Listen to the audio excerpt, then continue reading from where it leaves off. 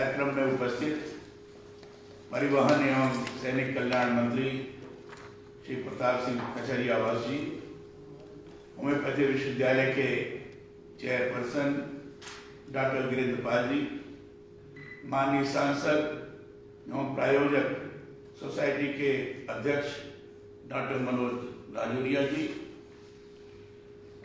आदरणीय Shri KC Bhinda ji, doctor AN Mathur ji, doctor Tarkeshwar Jain ji, doctor Atul Kumar Singh ji तथा सभी यहाँ उपस्थित विद्यालय परिवार के शिक्षकगण, युवा चिकित्सक, छात्र छात्राएं एवं मीडिया के मेरे साथी, विश्व होम्योपैथी दिवस पर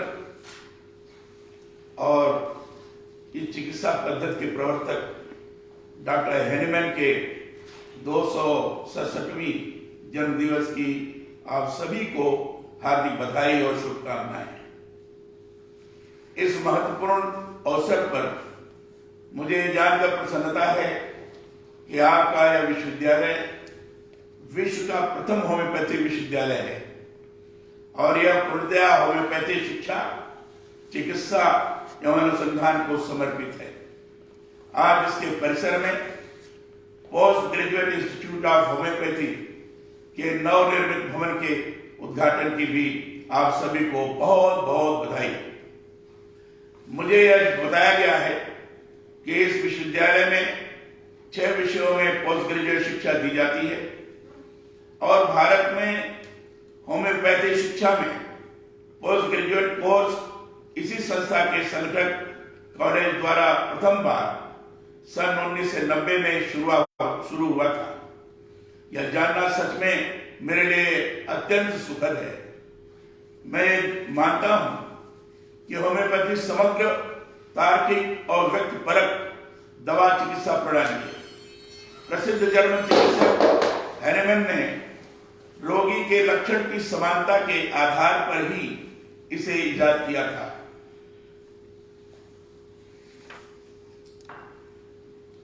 भारतीय पारंपरिक चिकित्सा विज्ञान भी इसी बात पर आधारित रहा है कि हर एक व्यक्ति का शरीर विज्ञान, बॉडी टेम्परामेंट अलग अलग होता है। इसलिए एक ही दिखाई दे रहे रोग के लिए 2 व्यक्तियों को एक ही दवा नहीं दी जा सकती।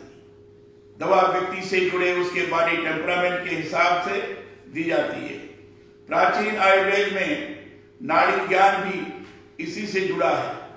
रोगी की नाड़ी की गति को देखकर हमारे यहाँ इलाज किया जाता रहा है।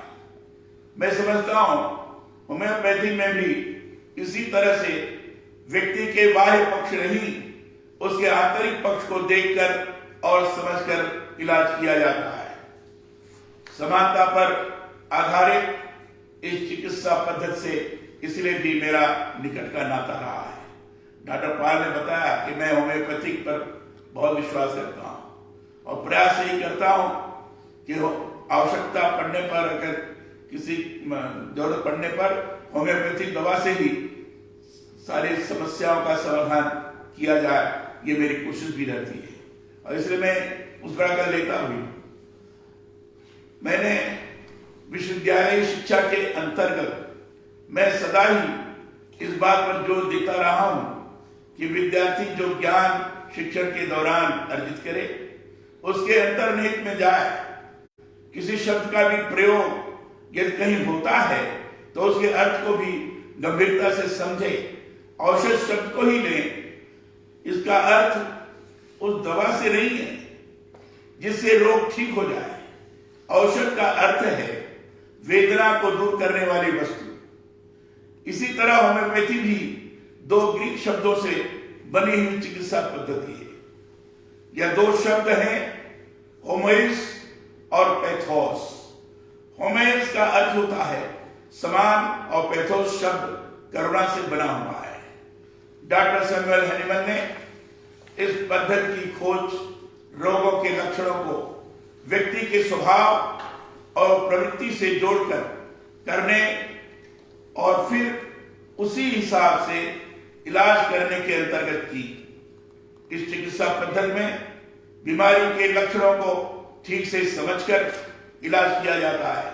और आप देखिए, प्राचीन काल में हमारे यहाँ वैद्य इसी समानता सिद्धांत पर रोगी का उपचार किया करते थे।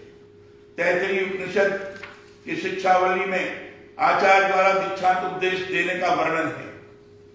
इसके अंतर्गत स्नातक छात्र जब गुरुकुल से विदा लेता है तब उसके अर्जित ज्ञान के साथ थोड़ी थोड़ी दूसरी विधाओं के बारे में भी आचार्य उसे विशेष दीक्षा देता है। यह दीक्षा इस बात पर आधारित होती थी कि शिष्य सीखे गए ज्ञान से समाज का मार्ग प्रभावी रूप से प्रशस्त कर सके। इसमें विद्यार्थी विशेष रूप से जो विद्या अर्जित करता है वही नहीं, उससे संबद्ध दूसरे ज्ञान से भी उन्नति की ओर अग्रसर होता था। यहां तैत्तिरीय उपनिषद का उल्लेख मैंने इसलिए किया है कि किसी एक चिकित्सा पद्धति में आप निष्णात होते हैं, यह अच्छी बात है, परंतु इससे जुड़ी दूसरी पद्धतियों से भी आपका सरोकार होना चाहिए। होम्योपैथी की शिक्षा अर्जित की है तो यह जरूरी है कि एलोपैथी, आयुर्वेद, यूनानी, योग और प्राकृतिक चिकित्सा आदि चिकित्सा पद्धतियों का भी थोड़ा बहुत ज्ञान चिकित्सक को हो। यह इसलिए जरूरी है कि किसी बीमारी का इलाज करते रोगी के स्वस्थ होने की जरूरत को देखकर प्रभावी रूप में चिकित्सा की जा सके। कोविड-19 महामारी की कठिन परिस्थितियों में परंपरागत भारतीय जीवन शैली और आयुर्वेद चिकित्सा पद्धति के साथ ही वैकल्पिक चिकित्सा पद्धतियों ने भी बेहद महत्वपूर्ण भूमिका निभाई है। रोग प्रतिरोधक क्षमता को बढ़ाने और रोग प्रतिरक्षा का निर्माण करने में आयुष के महत्व को सभी ने स्वीकार किया है। आयुष के बारे में आपने मीडिया और संचार माध्यम में निरंतर कुछ न कुछ सुना होगा। यह शब्द चिकित्सा की समग्र शिक्षा और ज्ञान से जुड़ा है। आयुष शब्द आयुर्वेद, योग, प्राकृतिक चिकित्सा, यूनानी और सिद्धा तथा होम्योपैथी का सामूहिक रूप है। केंद्र सरकार ने आयुष सेवाओं को देश की स्वास्थ्य सुरक्षा प्रणाली में प्राथमिक, माध्यमिक और तृतीयक स्वास्थ्य सुरक्षा के सभी स्तरों पर इसीलिए शामिल किया है कि रोग निदान में सामूहिक चिकित्सा पद्धतियों के उपयोग के बेहतरीन परिणाम देश को प्राप्त हुए हैं। मैं ये मानता हूं कि सस्ती और बगैर किसी साइड इफेक्ट वाली चिकित्सा सेवाएं आज के समय की सबसे बड़ी जरूरत है। होम्योपैथी इस दृष्टि से बेहद कारगर रही है। विश्व स्वास्थ्य संगठन WHO ने भी इसे पारंपरिक और पूरक औषधि के सबसे अधिक इस्तेमाल किए जाने वाली पद्धतियों में से एक पद्धति के रूप में मान्यता दी है। हमारे यहाँ आयुष मंत्रालय के अधीन आने वाली यह चिकित्सा पद्धति न केवल तेजी से लोकप्रिय हो रही है, बल्कि कोरोना की विकट वैश्विक स्थिति में भी महत्वपूर्ण रही है। भारत आज होम्योपैथिक दवाओं का सबसे बड़ा उत्पादक देश है। लगभग 3 लाख रजिस्टर्ड होम्योपैथिक चिकित्सकों वाला विश्व में हमारा देश इस दृष्टि से प्रथम है। मैं समझता हूं इससे जुड़े नवीन अनुसंधान एवं साक्ष्य आधारित चिकित्सा प्रचलन में होम्योपैथी चिकित्सा अस्पतालों और शिक्षण संस्थानों की मांग भी इधर तेजी से बढ़ी है।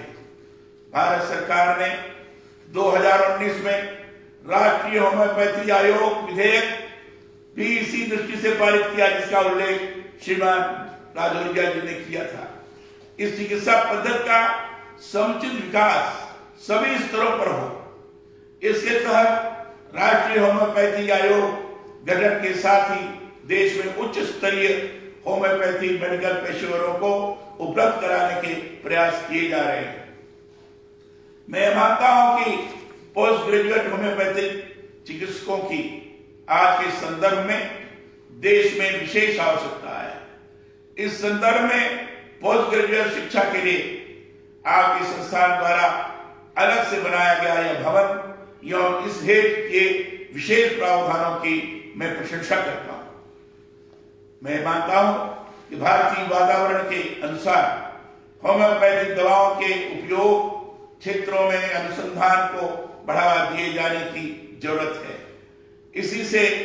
इससे जुड़ी दवाओं को बीमारियों के अनुकूल तथा प्रभावकारी बनाया जा सकेगा। मेरा यह सुझाव है कि भारत में राष्ट्रीय एवं ग्रामीण स्तर पर होम्योपैथिक दवाओं से संबंधित जागरूकता अभियान चलाया जाए। ग्रामीण क्षेत्रों में सस्ती और सहज उपलब्ध होने वाली चिकित्सा पद्धतियों के रूप में अभी भी होम्योपैथी के बारे में बहुत अधिक जानकारी नहीं है। इस अभाव की पूर्ति के लिए इस पद्धति का गांव-गांव में प्रसार भी किया जाना चाहिए। मुझे जानकर सुखद लगा है कि कोविड-19 महामारी के दौरान आप द्वारा साहेबपुरा गांव में उच्च स्तर पर होम्योपैथिक दवाओं का वितरण कर उत्तम चिकित्सा शिक्षण संस्थान की प्रतिष्ठा करते आसपास के ग्रामीण इलाकों की जनता को सस्ती एवं वैज्ञानिक उपचार सेवाएं प्रदान की जा रही है।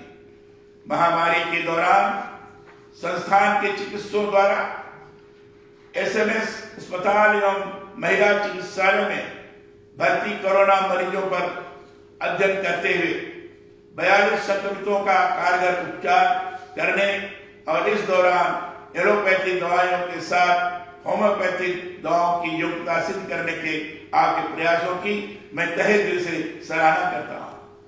अभी हमारे पूर्व वक्ता महोदय ने एक बात कही थी कि आर्सेनिक एल्बम दिया गया था, उसका प्रभाव रहा है। हमने भी आर्सेनिक एल्बम दिया था और मैं कह सकता हूं कि हम तो लोग हो सकता है उसके कारण बचे हुए हों। अन्य हम सावधानियां तो जरूर बरतते हैं, लेकिन होम्योपैथिक पर पूर्ण विश्वास होने के नाते आर्सेनिक एल्बम देने के कारण हमें लगता है कि हमें कुछ नहीं होगा। और इस अवसर पर मैं इस सम्मानित प्रतिष्ठान से जुड़े उन सभी नवयुवकों से भी अपेक्षा करता हूं कि वे देश और समाज को अपने बेहतरीन चिकित्सा सेवाएं प्रदान करें। एक चिकित्सक के रूप में न केवल आप सामाजिक कार्य करते हैं, बल्कि देश की उन्नति में अपनी अग्रिम भागीदारी भी प्रदान करते हैं। मेरे लिए यह जानना भी प्रसन्नतादायक है कि देश भर में कई सरकारी और गैर सरकारी संस्थानों में एक शिक्षण संस्थान से निकले छात्र छात्राएं आज उस पदों पर आसीन हैं। कई जाने माने प्रतिष्ठित होम्योपैथिक चिकित्सक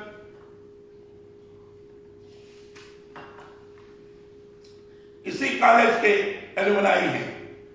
यह हम सभी के लिए गौरव की बात है कि प्रतिष्ठित होम्योपैथिक चिकित्सक डॉक्टर मनोज राजौरिया भी यही के विद्यार्थी रहे और आज यह धौलपुर कलोनी से सांसद भी है।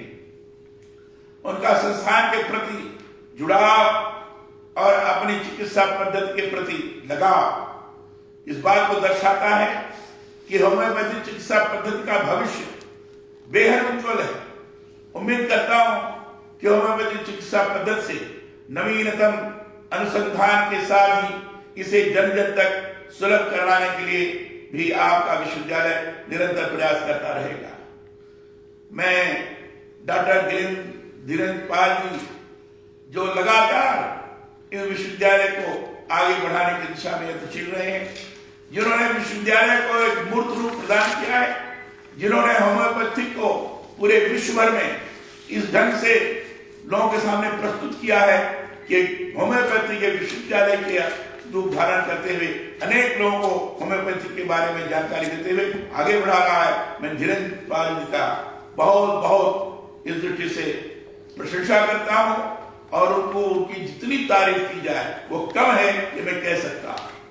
बड़े अनुभवी डॉक्टर, ऐसे डॉक्टर सब जगह मिलते नहीं है, बड़े समर्पित और निस्वार्थ रूप से जो लगातार सेवा करते रहते हैं।